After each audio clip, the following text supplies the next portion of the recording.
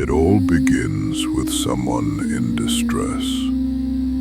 Something is not right.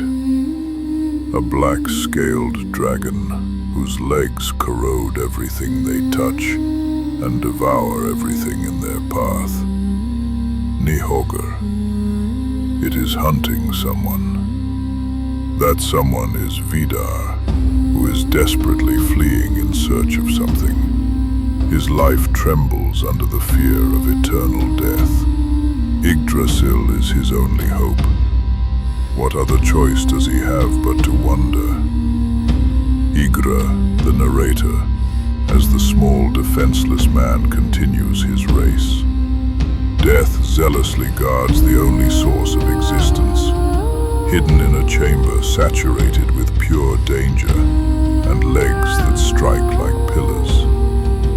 Vidar tears off a piece of the map he was drawing with his bloody limb, searching for the location of Yggdrasil in the middle of the labyrinth. He throws a blinding bomb at Nihogor, barely gaining enough time to devise an escape route.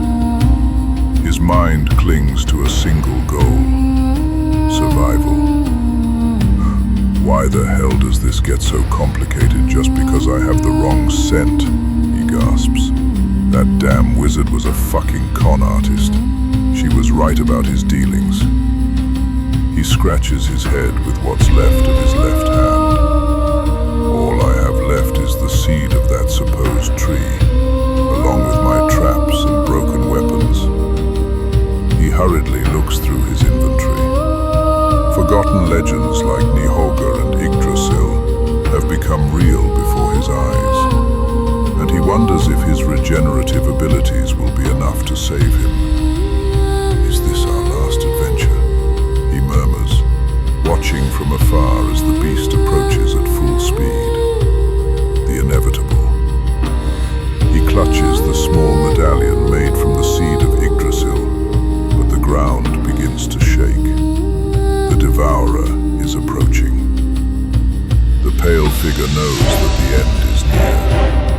He reflects on his last moments in this world as the gigantic creature opens its jaws to devour him. Between the monstrous fangs, he sees a flash of light. A branch of Yggdrasil caught between its teeth, responding to the call of its seed.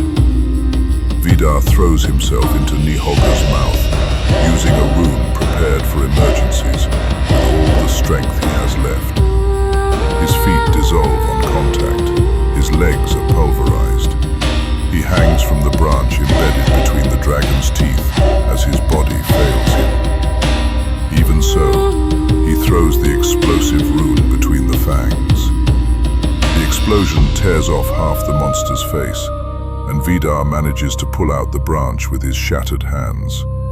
He falls out of the mouth. The dragon roars, furious. The pale man smiles, trembling with pain, and shouts, "You, who will never leave, I will devour you until the reincarnation of your soul is a thing of the past," exclaims the wounded beast, as his face slowly rebuilds itself. "And I, coughing blood, will make sure that you never even come into existence." As the dragon prepares to devour him whole, Vidar, torn to shreds, embeds the seed in the branch and stabs it into his chest. A blinding glow from Bifrost consumes his body. The moment Bifrost's glow consumes Vidar, there is no sound. Nihogor's roar freezes in a gesture of silent fury. The space around the pale man's body curves, distorts, and creaks. The branch of Yggdrasil, now embedded in his chest, emits a light so pure that its angles seem to tear reality itself apart. The dragon, half its face still regenerating amid bursts of black steam, recoils. Its claw reaches for the destroyed man, who glows like a sacred comet. But it cannot get close. Each attempt disintegrates into sparks of ancient sap and ash. Vidar does not scream. Not in pain, not in fear. He only exhales. The muscles of his torso, broken and corroded, begin to writhe, as if the branch were taking root inside his chest. A flower of light sprouts between his ribs. His bones are covered with bark. His eyes, once dull, flash with reflections of green and gold. As the devourer's body writhes in rage, the seed responds to the call of something greater. A melody imperceptible to human ears, but engraved in the marrow of the worlds, begins to play. Yggdrasil, from its most remote roots, awakens. "You have no right to escape," roars Nihogor, as fragments of his flesh continue to fall from the explosion. The answer comes not in words, but in a torrent. Roots emerging from the ground, enveloping Vidar's body as if the earth itself were claiming him. They cover him like a living coffin made of sap, bark, and memory.